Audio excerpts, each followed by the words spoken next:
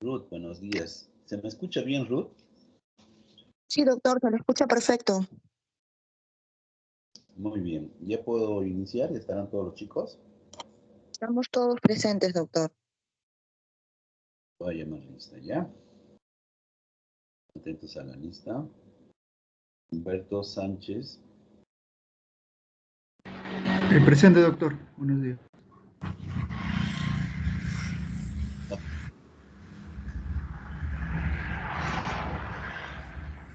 Presente. Presente, doctor. Buenos días. Okay. Buenas tardes o buenos días. Víctor Ángel Solgorre. Doctor, buenos días, presente. Buenos días. Angie Talledo Mejía. Buenos días, doctor, presente.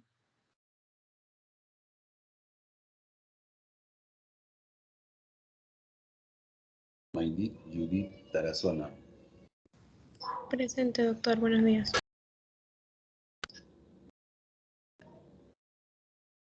Cintia Silvana Tejeda. Presente, doctor. Buenos días. Buenos días. Lucía Tello Zamudio.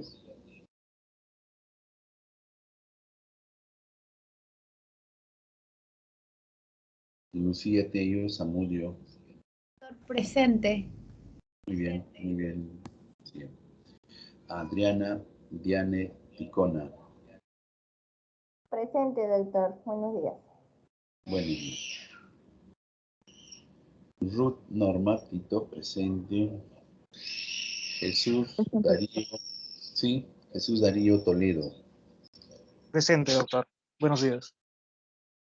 Buenos días. Y Grecia Brigitte Torres. Buenos días, doctor, presente. Muy bien.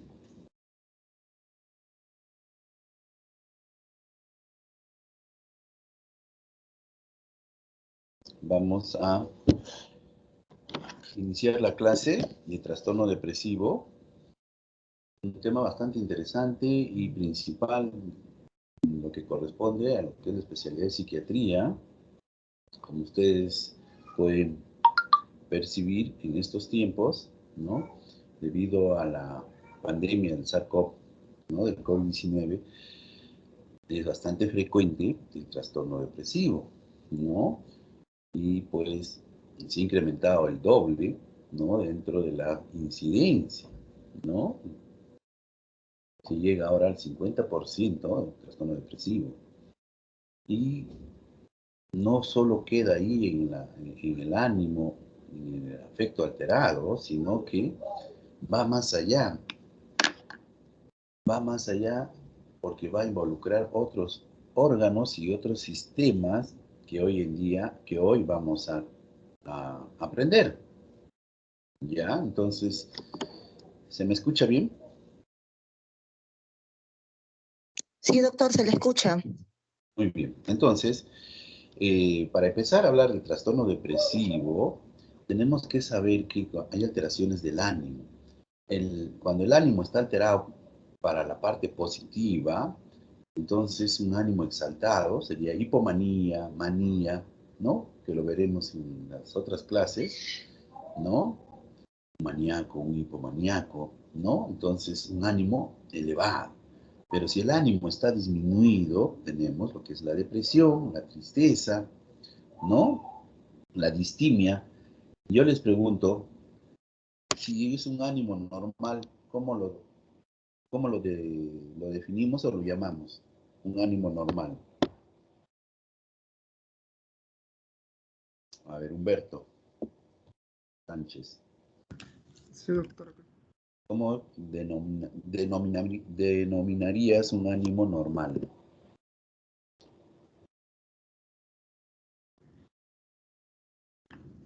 No normal, conversativo. No se olviden que en medicina el prefijo eu es normal. ¿Ya? Entonces, eutimia.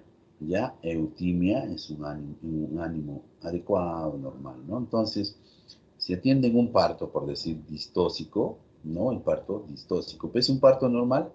Parto eutóxico, ¿cierto? Y un pensamiento, volvemos a la especialidad, un pensamiento normal, ¿cómo sería Jonathan hace rato?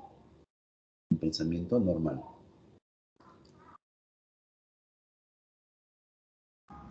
Pensamiento normal, doctor. Sí, ¿cómo lo defines? O un término médico.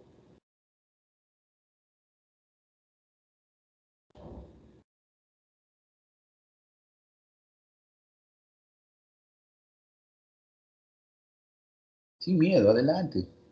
Lo que se te venga a la mente. Bueno, doctor, como un término médico no, pero como una definición sí lo puedo decir, doctor. Dale. Más que todo, cuando es pensamiento normal, yo lo entiendo como una persona que tiene, pongamos, tiene el contenido de la mente, tiene que estar funcionando normal, está pensando, está razonando y tiene objetivos esta persona. Yo lo entiendo así, doctor. No, es importante, interesante su participación de ustedes, no se olviden, la clase es interactiva, ¿no? Entonces es un pensamiento eupsíquico lo que tú estás describiendo, ¿no?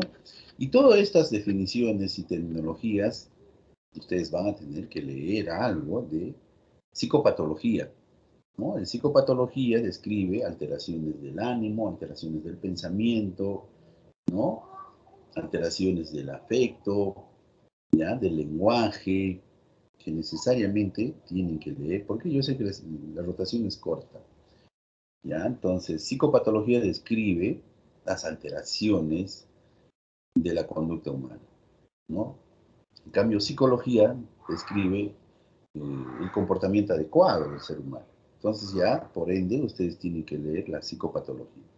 En este caso van a profundizar, Rotondo puede ser, Vallejos puede ser, la psicopatología del afecto y del ánimo, ¿no? Muy bien. Entonces, cuando hablamos del trastorno del estado del ánimo, este ánimo puede estar incrementado, como dije, ¿no? Entonces tenemos lo que son trastornos eh, de hipomanía, ¿no? Maníaco, ¿no? Que lo veremos en la clase de trastorno bipolar. Y si está disminuido, tendremos depresión, distimia, ¿no? Y así sucesivamente. Entonces, el trastorno del ánimo se describe, ¿no? Uno que es el ánimo y el afecto. No se olviden que el ánimo es subjetivo, como lo menciona el paciente. Cuando ustedes entrevisten a un paciente, ¿cómo está tu ánimo? Te dirán, pues, estoy alegre, ¿no? Entonces, ustedes tienen que contrastar su ánimo con su afecto. ¿Y el afecto qué es? Es lo objetivo, como ustedes pueden describir, ¿no? Si dice de ánimo alegre, el afecto, pues va a expresar emociones positivas, ¿no? Sonrisas, ¿no? Ustedes van a describir. Entonces, hay una coherencia en el ánimo y en el afecto. ¿Por qué hago hincapié en esto? Porque hay muchos trastornos psiquiátricos, ¿no? Que no hay esa relación del ánimo con el afecto. Hay una incongruencia afectiva, ¿ya? Entonces, un ejemplo, un paciente esquizofrénico, te preguntas, ¿cómo estás? ¿No? Y ellos te dicen, estoy bien, estoy alegre, pero no expresan emociones. Pueden estar aplanados o embotados, ¿no? Entonces hay una incongruencia afectiva. ¿Ya? Hasta acá, ¿vamos bien?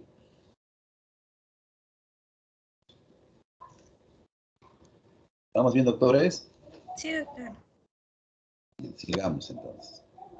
Entonces, el trastorno depresivo dentro de la epidemiología, vamos a ver que en incidencia, hoy en día, pues, ¿no? Se ha incrementado ya hasta el 50% incidencia en casos nuevos, ¿no?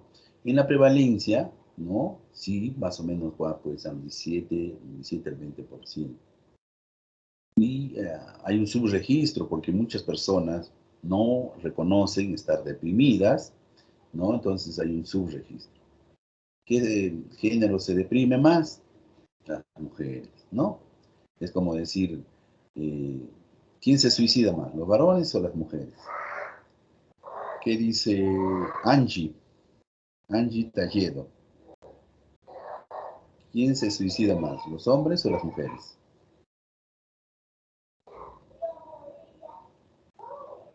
Adelante, Angie. Los hombres. Así es, ¿no? Hay una mayor letalidad, índice de letalidad en los hombres. Así es, ¿no? Ahora, el inicio del trastorno depresivo es variable, ¿no? Pero es más frecuente, ¿no? El inicio es 40 años para adelante, sobre todo cuando hay el síndrome de nido vacío, ¿no? Pero puede ser desde la adolescencia hasta la adultez, adulto mayor. Son más vulnerables cuando su sistema emocional es inmaduro, por ejemplo, los adolescentes, los niños, ¿no? Así como los adultos mayores.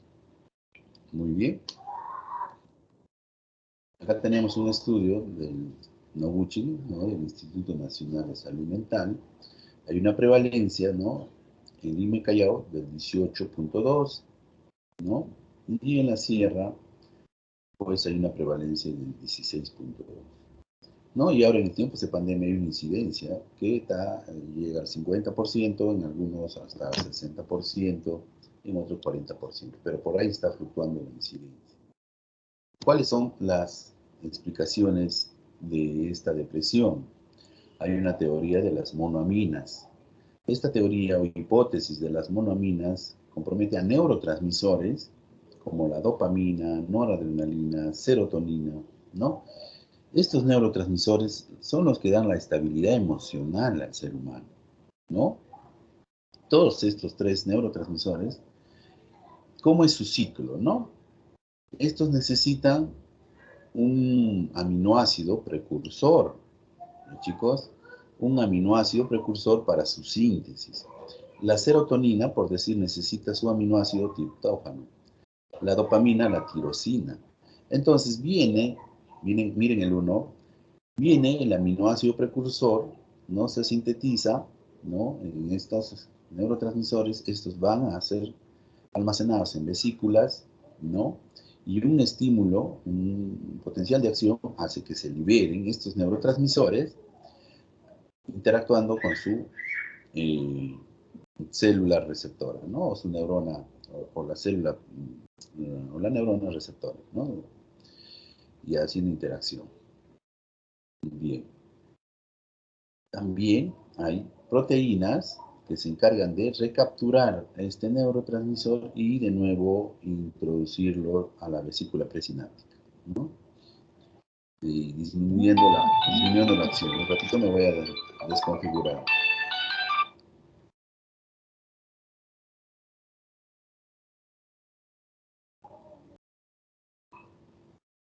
Ya, ahora sí no van a molestar. Ya, hasta acá estamos bien, ¿cierto? Entonces, miren, esta proteína que va a capturar al neurotransmisor y lo va a introducir a la vesícula presináptica disminuyendo el tiempo de acción.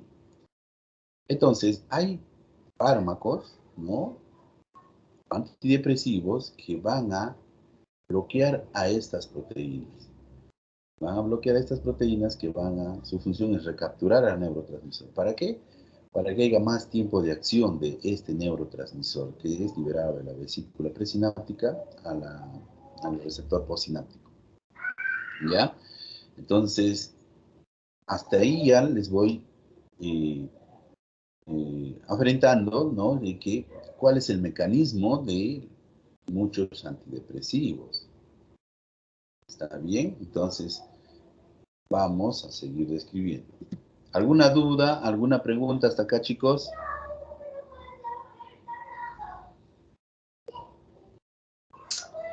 Bien.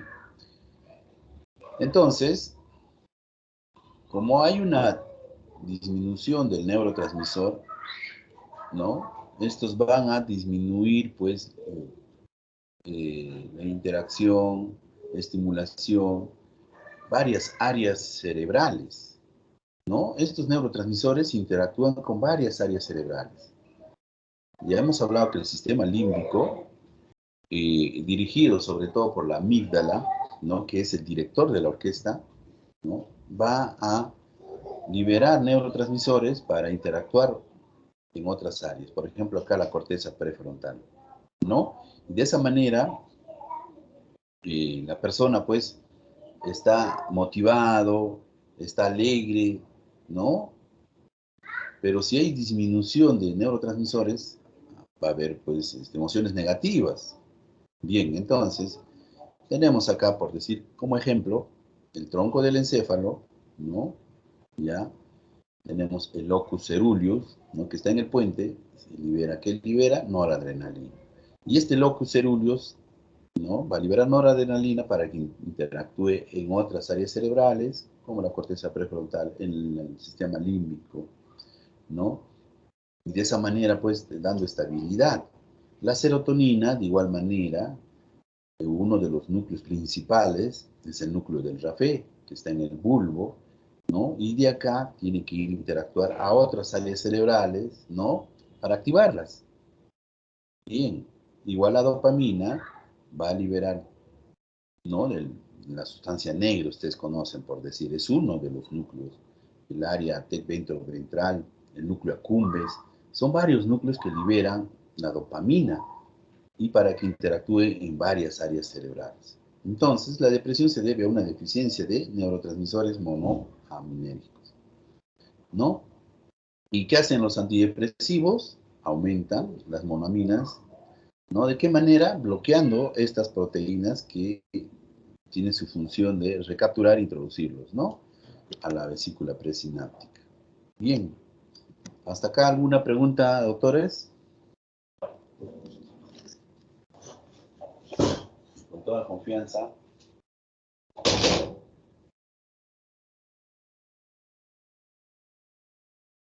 ¿Alguna pregunta, duda?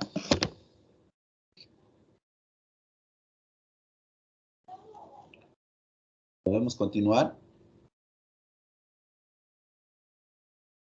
Sí, doctor, puede continuar, no hay preguntas. Listo. ¿Y por qué, pues, refuerzan esta teoría de las monoaminas? ¿No? Porque en estudios en humanos se ha visto que en episodios depresivos, ¿no? Se hace dosaje, por decir, de estos neurotransmisores en orina, así como también en el líquido cefalorraquídeo, pero lo más frecuente es en orina, ¿no? Entonces hay una disminución del metabolito de la noradrenalina, ¿no? Este metabolito, pues, es la metoxihidroxifenilglicol, ¿no? Está disminuido, ¿ya? De igual manera está disminuido el metabolito de la degradación, ¿no? De la dopamina, que es el ácido homovanílico, ¿no? Entonces, en pacientes que tienen feocromocitoma, por decir, ustedes saben, han llevado a curso de medicina, ¿no? Medicina interna, está incrementado más bien este metabolito, ¿sí o no? Porque hay un tumor que eh, está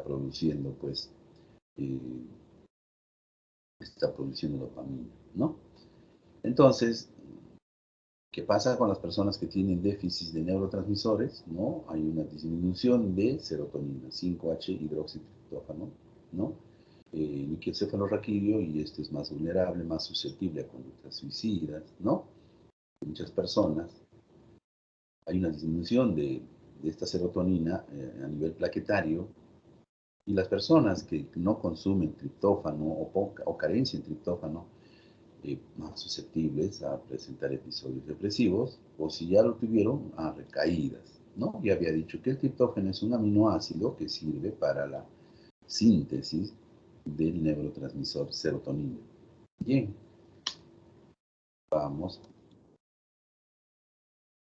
Hay otra teoría, la hipótesis del receptor monoaminérgico, ¿no? Según esta hipótesis, la depresión sería causada por una anomalía en los receptores, ya no en los neurotransmisores, sino en los receptores, ¿ya? Miren, el agotamiento de neurotransmisores llevaría a una regulación compensatoria de incremento de receptores postsinápticos, ¿no? Entonces hay un incremento de receptores postsinápticos, o sea, ya la alteración sería en los receptores, ya no en la producción o síntesis de neurotransmisores, ¿está bien? Entonces, si hay deficiencia de neurotransmisores, cada neurotransmisor específico para una función, por decir la dopamina influye bastante en la motivación, en las cosas que nos agradan, ¿no? Tiene que ver mucho con el placer. Entonces, si hay déficit de dopamina, va a haber ausencia de placer y eso es anedonia, ¿no? La anedonia es pérdida de las actividades placenteras que nosotros antes realizábamos, ¿cierto?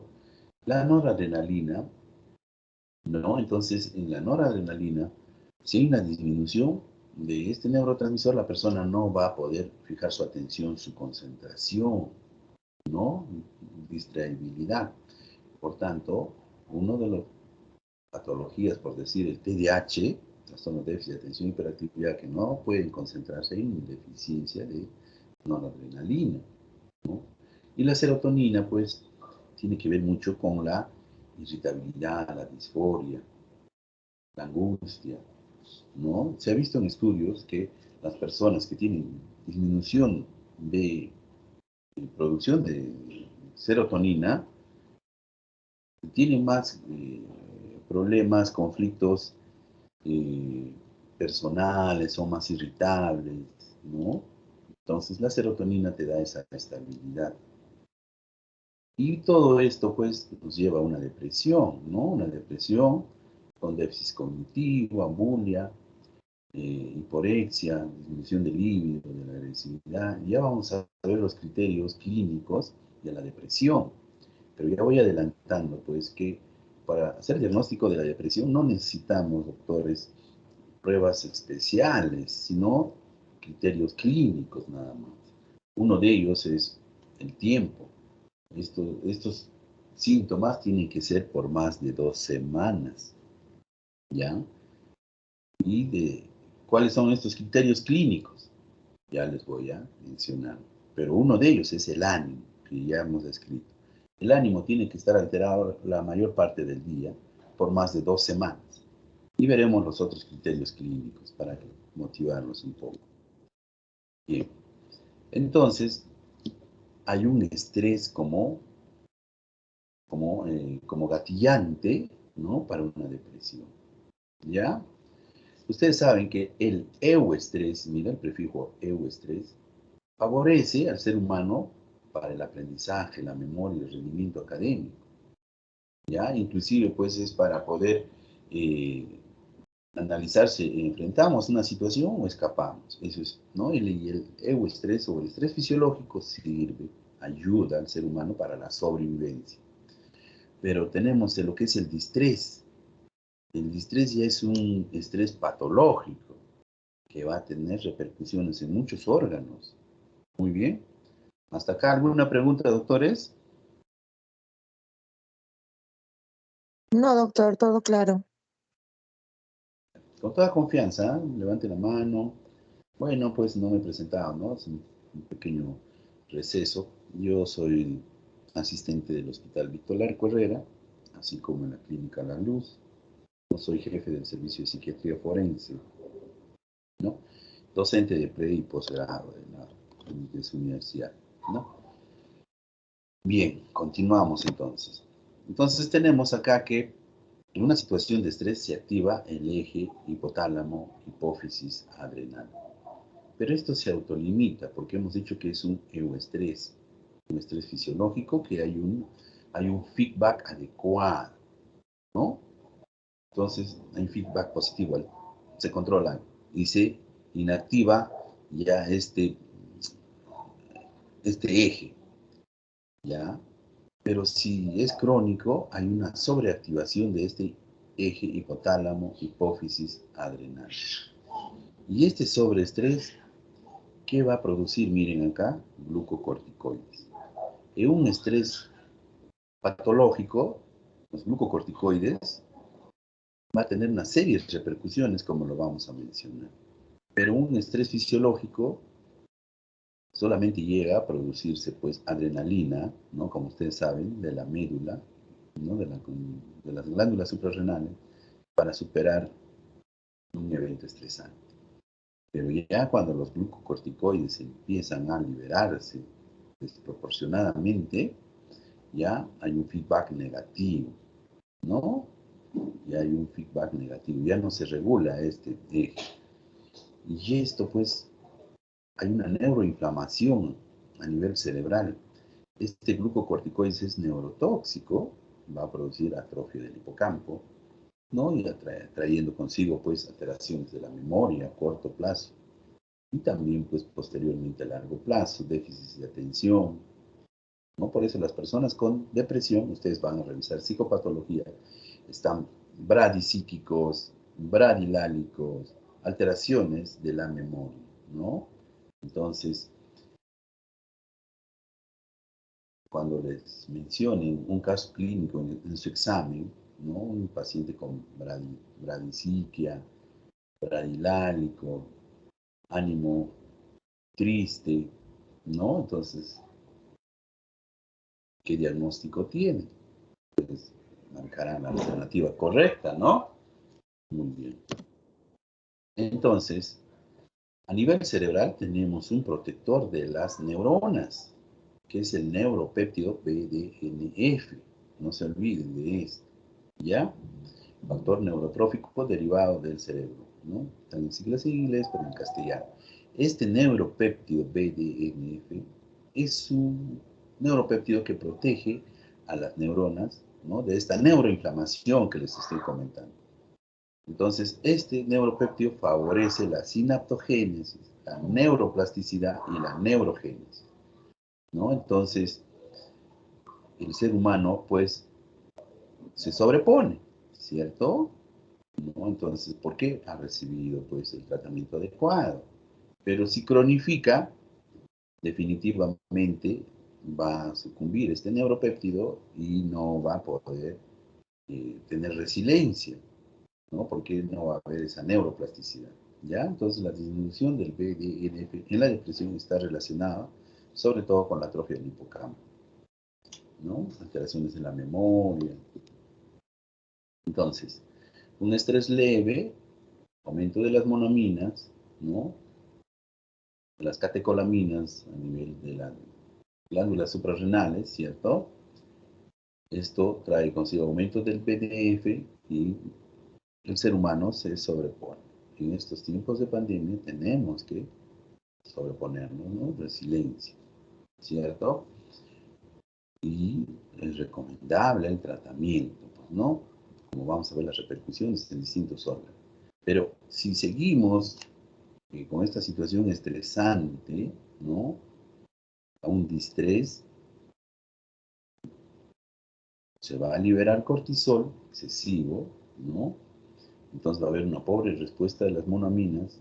Este cortisol definitivamente interfiere con la producción del BDNF y va, como consecuencia, vamos a tener depresión y ansiedad.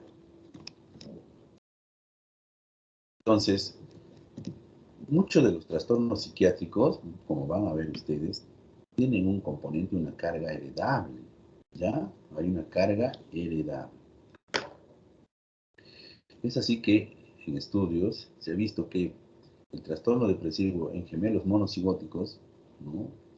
Hay una concordancia hasta el 65% en gemelos monocigóticos, ¿no? Sola placenta. Pero si es gemelos disigóticos, ¿no? Hermanos fraternos, hay una concordancia del 14%. Por eso nosotros investigamos en la anamnesis, en la historia clínica, tíos, abuelos que se hayan suicidado, hayan sufrido episodios depresivos, ¿no? Y eso nos sirve para replantear nuestro plan terapéutico, ¿no? Bien, entonces, ya les había mencionado que este test, ya les había mencionado que este eje hipotálamo, hipófisis y suprarrenal se encuentra exaltado, hiperactivo en una situación estresante.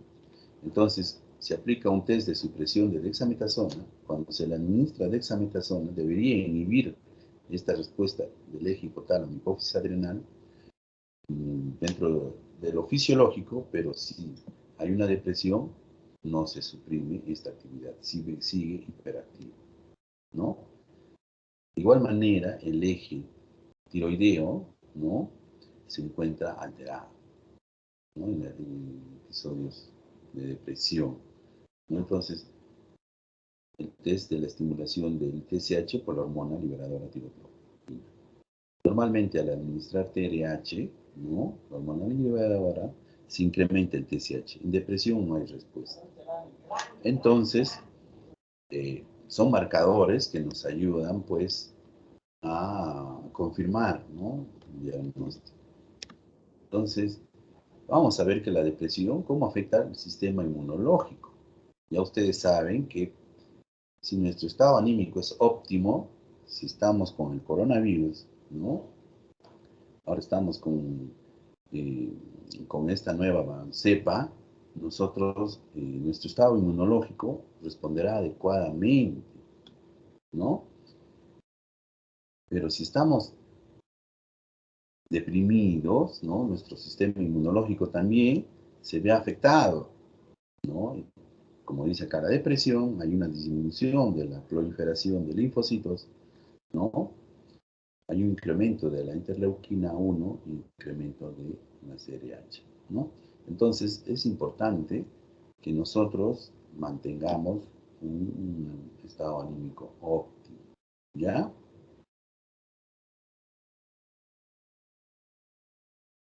Entonces, disminuye la capacidad del organismo de contener las bacterias, virus, aumenta la susceptibilidad a las infecciones, ¿no?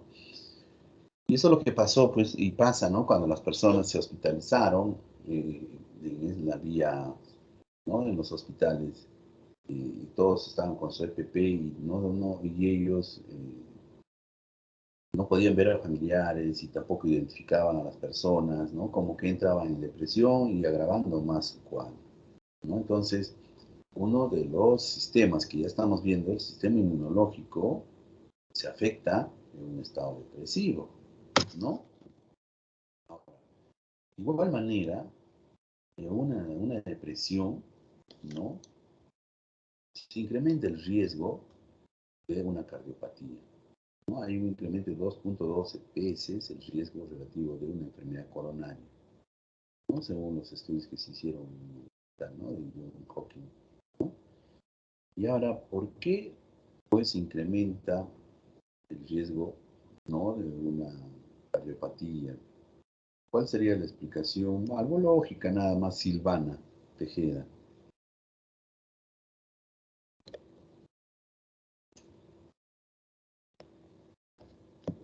¿Está Silvana ahí? Sí, doctor. ¿Podría volver a repetir su pregunta, por favor? Claro. Formulé la pregunta, ¿por qué la depresión podría incrementar más una cardiopatía o incrementar el riesgo relativo de un infarto agudo de miocardio? ¿Cuál sería la explicación? Que un episodio, sí, digamos, ¿no? Una depresión que te puede incrementar este riesgo relativo.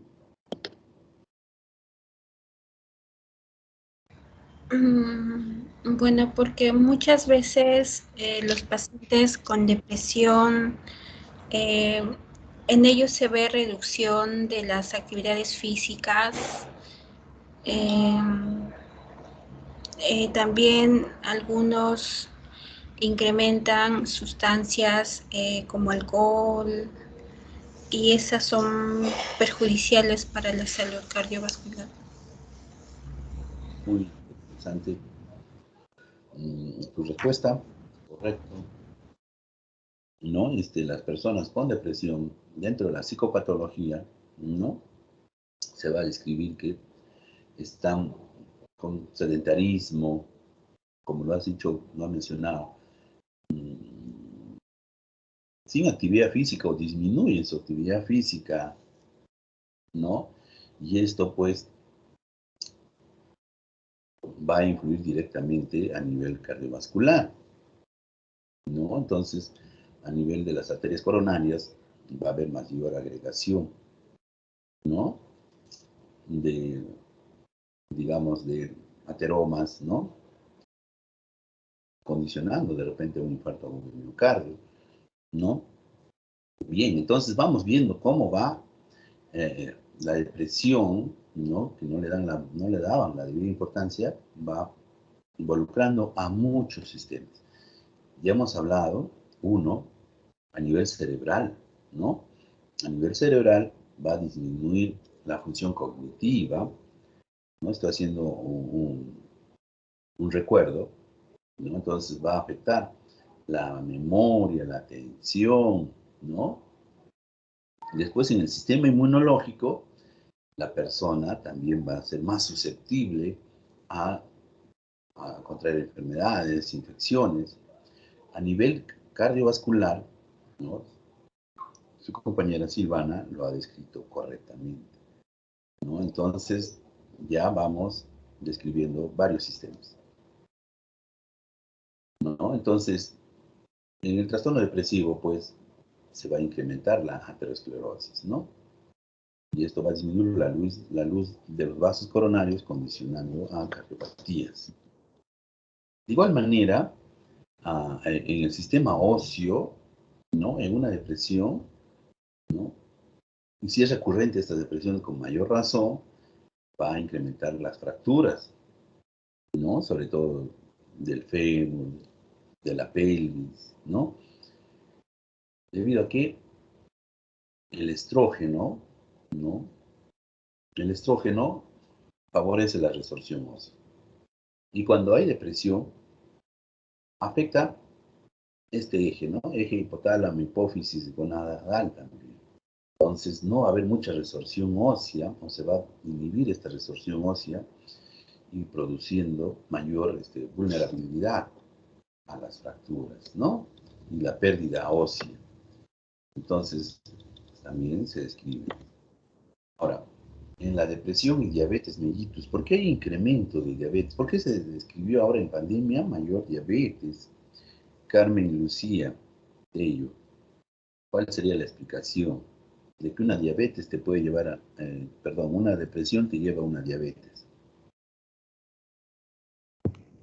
Bueno, similar al caso que preguntó de la patología cardiovascular por el aumento de los factores de riesgo que pueden ser, por ejemplo, el sedentarismo, en este caso también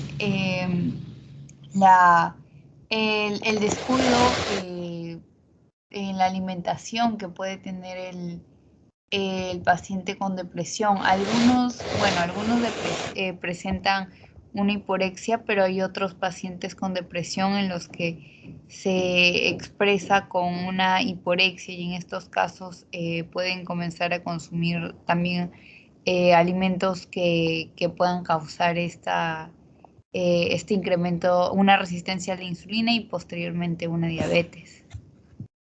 Así es, ¿no? Una resistencia a la insulina. No se olvide que una persona con depresión está anedónica, hipobúlica, ¿no? Y lo que ha mencionado al inicio su compañera Carmen Lucía, hiporexia, como que hay disminución del apetito, pero el organismo tiene que seguir produciendo energía, ¿no? Para los sistemas, ¿no?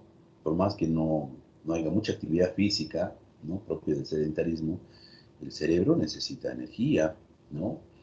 El corazón necesita energías, entonces el organismo tiene que producir energías, calorías, ¿no? Entonces va a degradar, en práctico degrada los adipocitos, se degradan los adipocitos, ¿no? Y los adipocitos al degradarse, pues van a incrementar en la sangre, ¿no? En el plasma triglicéridos, ¿no? Colesterol malo, y esto trae consecuencia de resistencia a la insulina, como su compañero lo ha mencionado, ¿no? Entonces hay un incremento de desarrollar diabetes mellitus. De la misma manera, las personas con diabetes mellitus tienen 3 a 4 veces más probabilidades de sufrir depresión, ¿no? Que las personas en la población general. Bien, hasta ahí todo claro, doctores. ¿Vamos bien? Sí, doctor. Muy bien.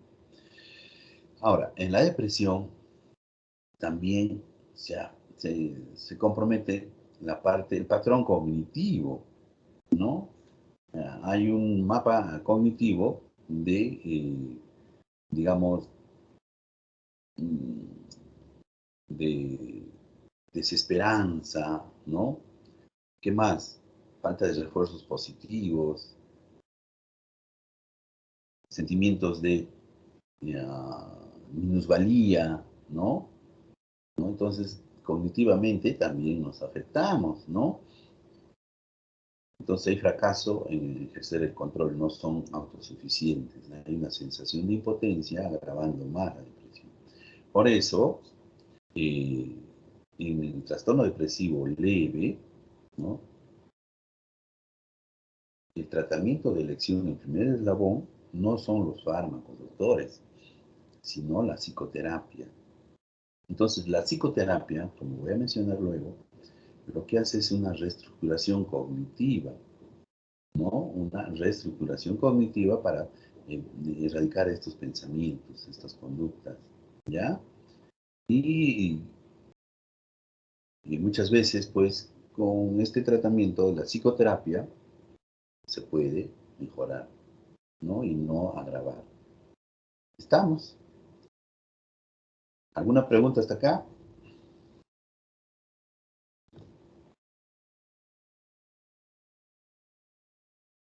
Yo preguntaría, ¿y cómo saber que es una depresión leve? ¿Cómo es una depresión moderada? Y lo dejamos para... Entonces, el ser humano, ¿no? Puede tener vulnerabilidad para una depresión. Y esto puede ser una predisposición genética, ¿ya? Problemas de la infancia, de la niñez, ¿no? Problemas del apego, del vínculo, experiencias traumáticas, ¿no? O enfermedades que aumenten la vulnerabilidad, por ejemplo, el hipotiroidismo, ¿no? Entonces, la persona es más vulnerable. La epigenética dice que factores externos podrían incrementar, ¿no? O ser más vulnerable una persona, ¿no? Entonces, asociados a alteraciones biológicas que hemos descrito, ¿no? Debido a eventos estresantes como ahora, en estos tiempos de pandemia, se incrementa, pues, esta patología. ¿Bien? Entonces, dentro de los criterios diagnósticos para el trastorno depresivo, ¿no? Podemos utilizar el DSM-5 y el CIE-10. El CIE-10 ya está desfasado, bueno, no se ha actualizado desde 1994, y el DSM-5 es, bueno, actualizado en el último manual, ¿no? DSM-5 en 2014. Y cuando van al extranjero, sobre todo, las preguntas del MIR van sobre todo sobre el DSM-5. Y entonces son 5 criterios que debe cumplir, ya les había mencionado, ¿no? 5, 1, 2, 3, 4, 5. ¿Por qué tiempo? ¿Cuántos días, cuántas semanas tiene que estar la persona con estos síntomas? A ver si estaba atenta, Maidit. 2 semanas, doctor. Correcto. Entonces, de estos 5 síntomas, estos 2 sí o sí tiene que presentar la persona. Ánimo depresible o irritable la mayor parte del día, ¿no? Anedonia, ¿ya? Y puede haber 3 más de esto. Entonces serían 5, por más de 2 semanas, cumpliría con los criterios diagnósticos, ¿no? Muy bien. Y para eso ustedes pues van a aplicar sus conocimientos de la psicopatología, ¿no?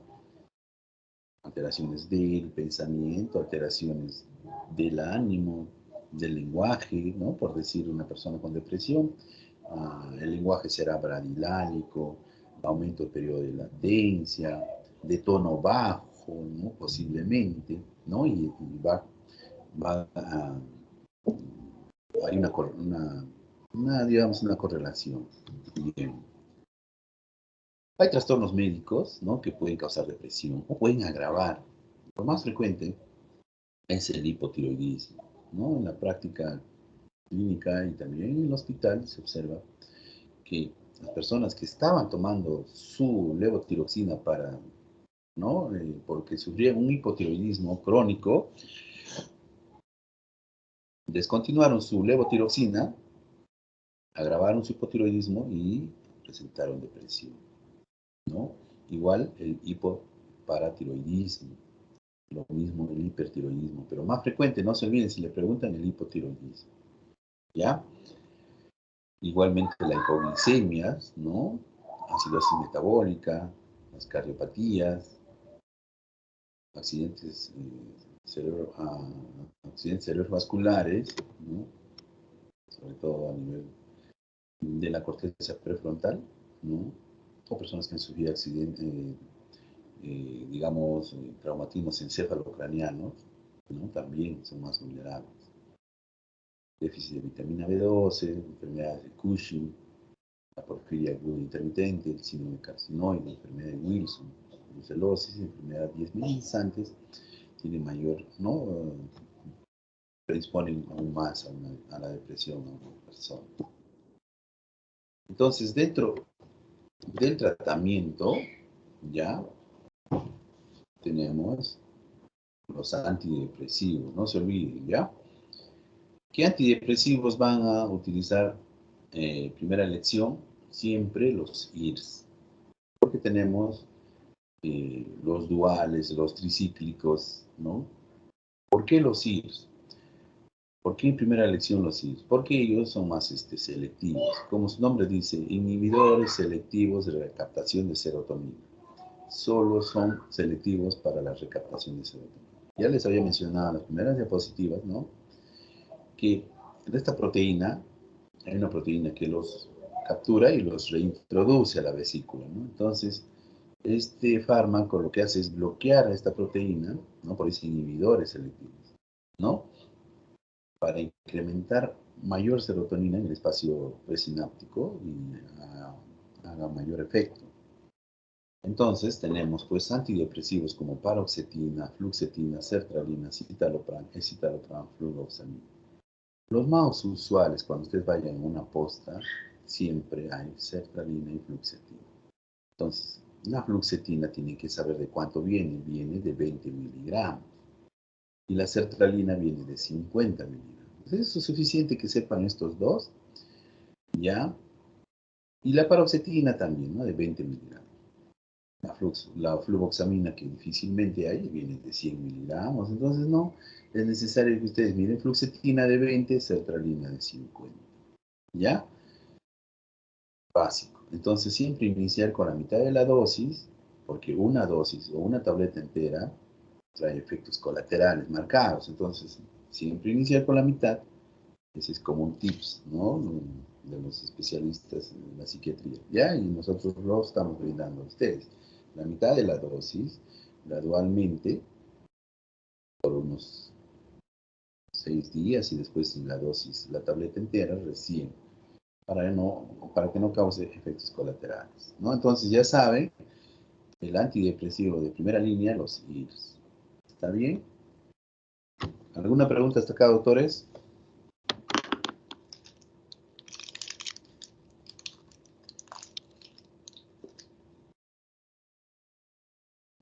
¿Dudas? ¿Preguntas? ¿Todo claro?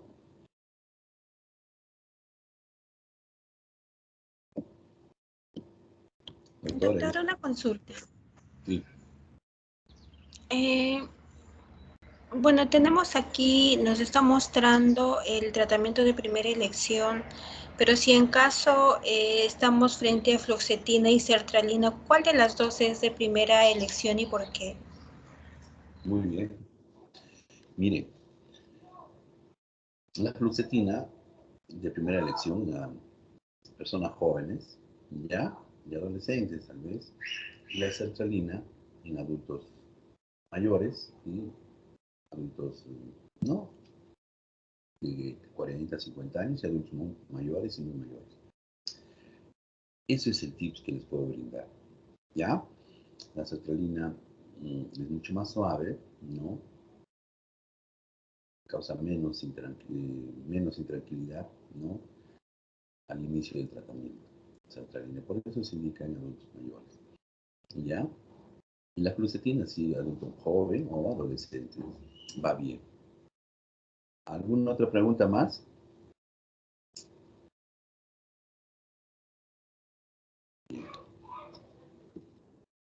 Bien, acá tenemos la dosis, ¿no? De fluoxetina de 20 miligramos, sertralina 50, lo dejo para que ustedes puedan revisarlo, ¿ya? Siempre viendo, evaluando el beneficio-riesgo, doctores, estos IRS, ya sobre todo la fluoxetina sertralina, pueden ser utilizados en la en el segundo o tercer trimestre del embarazo, siempre si el riesgo no, siempre el riesgo de, o digamos, de peligro de suicidio, por ejemplo, de una gestante, ¿no? Es marcado, se utiliza, ¿no? ¿Está bien?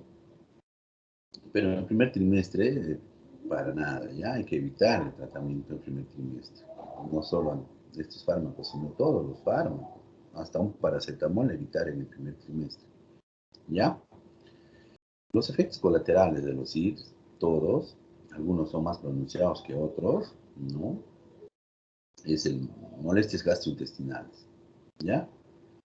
Excepción, ¿ah? Nunca he observado el riesgo de hemorragias digestivas agudas, muy raro, pero lo menciona.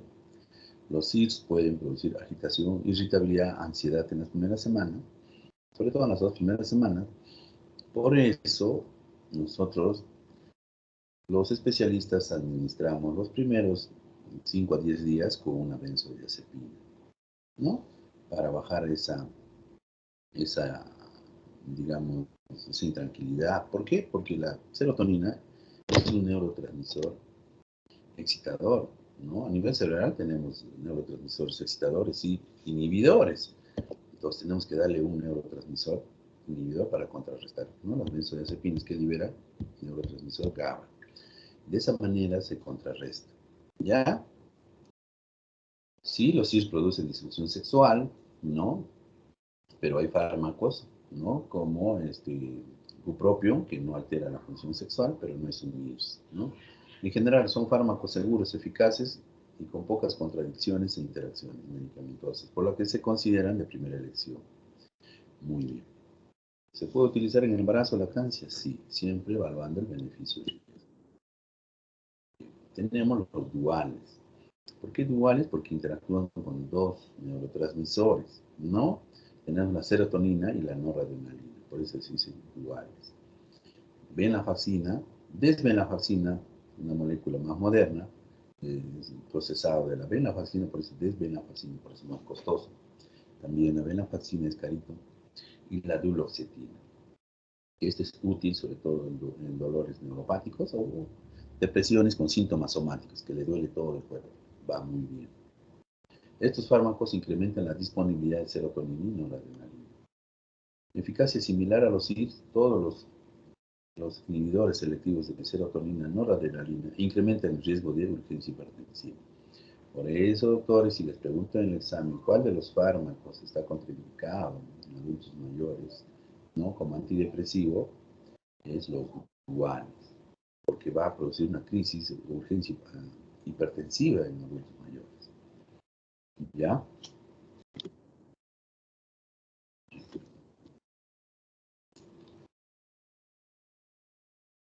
Tenemos los tricíclicos, y no solo es porque es tri, sino interactúan con muchos receptores. Por eso el tricíclico. Miren, interactúan con alfa-1, serotonina, muscarínicos, ¿no?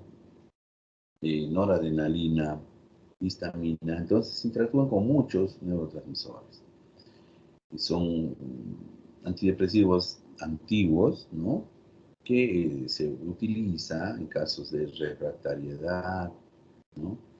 Y que no responden bien a los primeros antidepresivos, ¿no? Tenemos la amitriptilina de 25, la clomipramina 25, los más usuales, ¿ya? Esta clomipramina es útil, exclusivo, sobre todo en lo que es TOC, trastorno obsesivo compulsivo. Y la amitriptilina, sobre todo para problemas del sueño y también dolores neuropáticos. Va muy bien, ¿no? Los tricíclicos tienen muchos efectos adversos, tales como hipotensión ortostática, constipación, sequedad bucal, riesgo de arritmias y convulsiones. Por eso, solo se indica en casos de refractariedad. Eficacia similar a otros antidepresivos, pero su perfil de seguridad es corto, ¿ya? Es estrecho, entonces hay que tener cuidado. Si una persona con depresión, por decir, intenta suicidarse con 50, 100 tabletas de sertralina o fluoxetina, o ya un IRS, bueno, pues va a tener un síndrome serotoninérgico, ¿no? Marcado, pero va a llegar hasta ahí. Pero si una persona se ingiere antidepresivos tricíclicos, no puede llegar a producir arritmias, convulsiones y muerte, ¿ya? Entonces es más letal. No se olviden, dentro del tratamiento farmacológico de la depresión, ¿no? El primer episodio se tiene que tratar pues por un promedio de 6 a 12 meses. En la práctica privada, de trabajo en la clínica de la luz, a veces toman el tratamiento por 2 meses, se sienten bien y lo dejan. Entonces agravan más su situación, las recaídas son peores. Por eso se necesita un promedio de 6 a 12 meses. Yo particularmente 12 meses, ¿no? Les continúa su tratamiento.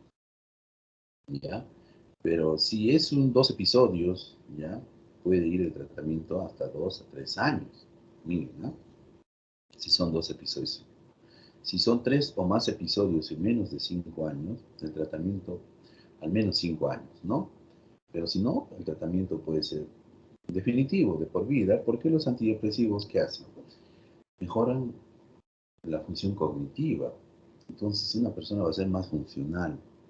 Entonces, hay personas que funcionan adecuadamente con un cuarto, con mitad de una tableta. Está bien, continúa con su tratamiento, son muy funcionales, alegres, motivados, ¿no? Entonces no tenemos por qué estigmatizar a este fármaco o a estos fármacos, ¿no? Porque mejoran el rendimiento de una persona, definitivamente.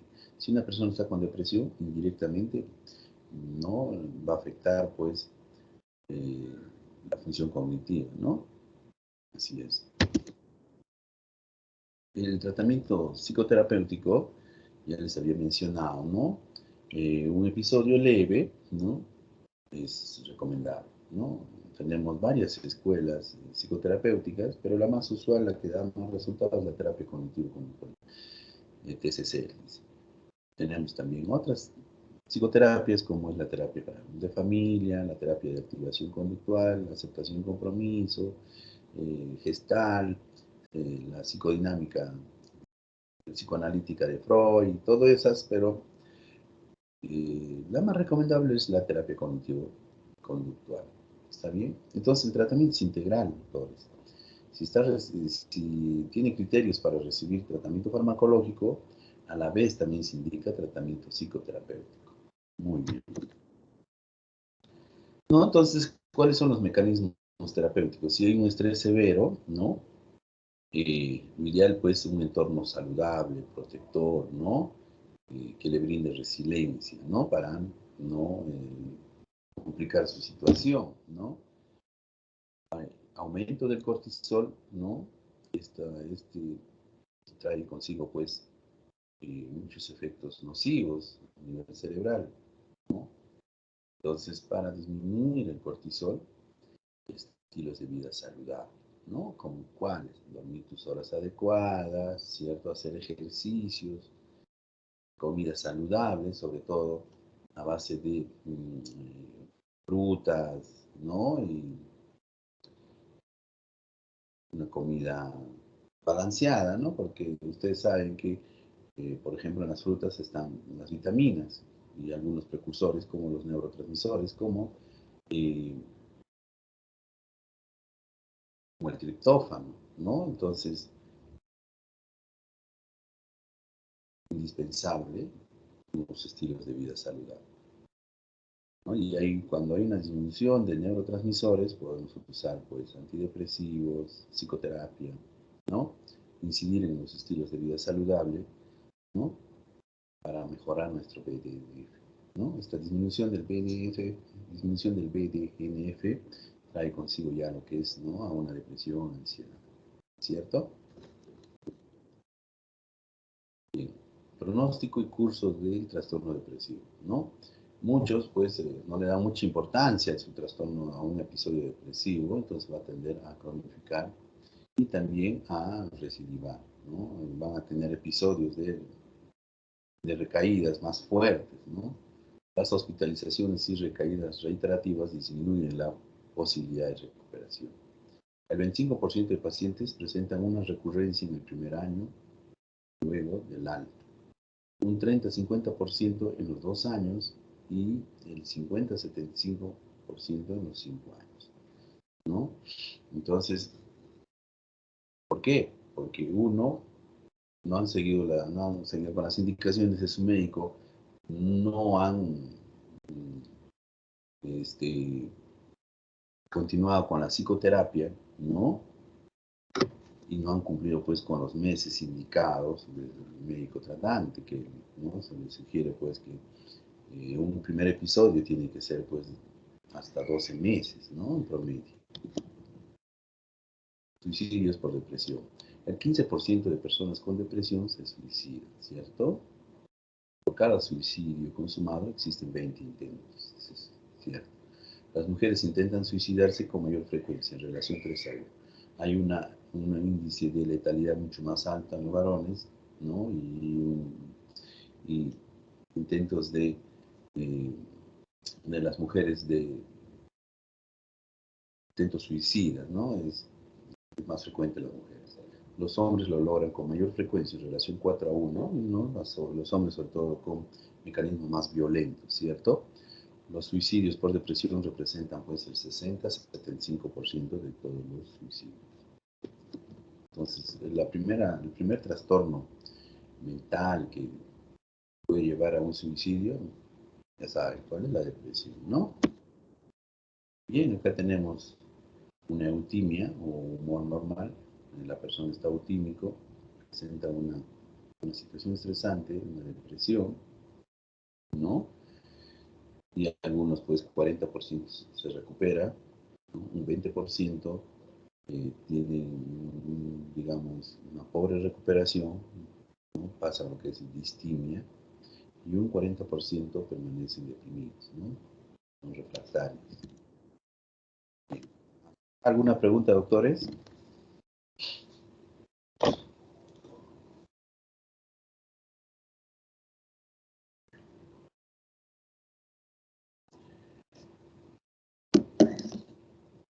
Doctor, disculpa una consulta. ¿Cuándo se decide hospitalizar a un paciente? Muy bien. Entonces, tenemos nosotros los niveles de depresión, no se olviden, ¿ya? Y dentro de los niveles tenemos leve, moderado y grave. Entonces, hay escalas que se utilizan, ¿ya? Hay escalas de Hamilton, de Beck, de Montgomery, y esto se solicita pues a psicología, ¿no? Para que nos brinde estos niveles, ¿no? Y de acuerdo a eso se determina, ¿no? ¿Qué depresión es leve, moderado, grave, ¿no? Lo moderado, definitivamente el tratamiento ambulatorio supervisado, el grave sí pues necesita hospitalización, ¿no? Y dentro de la depresión grave, pues tenemos las personas con intento de suicidio, personas con autoagresión, ¿no? O tentativas, ¿no? Que van a necesitar hospitalizarse. ¿Doctores? Muy bien. Entonces, de acuerdo a estos niveles, o escalas también que ustedes pueden utilizarlo, ¿no? La de Hamilton, por ejemplo, simplificado, pueden utilizarlo y de acuerdo a eso ver, pues, si es moderada, ya inicia el tratamiento farmacológico, si es leve, indica el tratamiento terapéutico, ¿no? Psicoterapéutico. Porque el manejo es médico, no se olviden, ya el manejo es médico. Los psicólogos lo que hacen es realizar los test, ¿no? Nosotros hacemos los diagnósticos y indicamos el tratamiento. ¿Ya?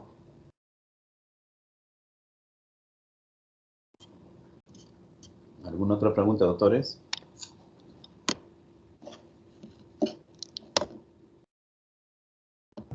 Doctor, una consulta. ¿Cuándo es que se decide cambiar de fármaco? Por ejemplo, de pasar de un IRSS a uno dual.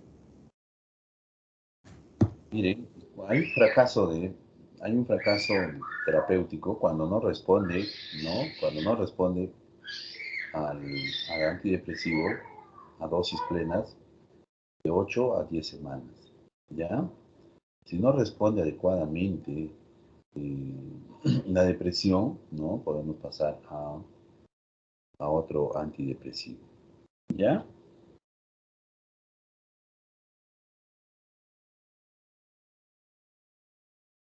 Pero primero llegando a dosis plenas. Ahí está en el cuadrito, dosis plenas, hasta dónde podemos llegar. Les voy a pasar lo voy a subir a la plataforma, a las dosis plenas. ¿Ya, doctores? Muy bien.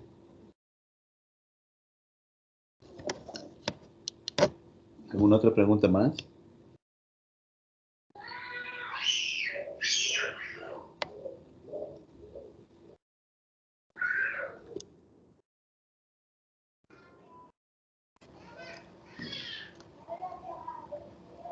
Bien, en la asistencia están al 100% con la clase. A la delegada le voy a enviar la relación de los seminarios en el transcurso de hoy y mañana para que lo distribuya. ¿Ya, Ruth? Listo, doctor. Perfecto. Y con tiempo van investigando ustedes, ¿ya? Para el seminario.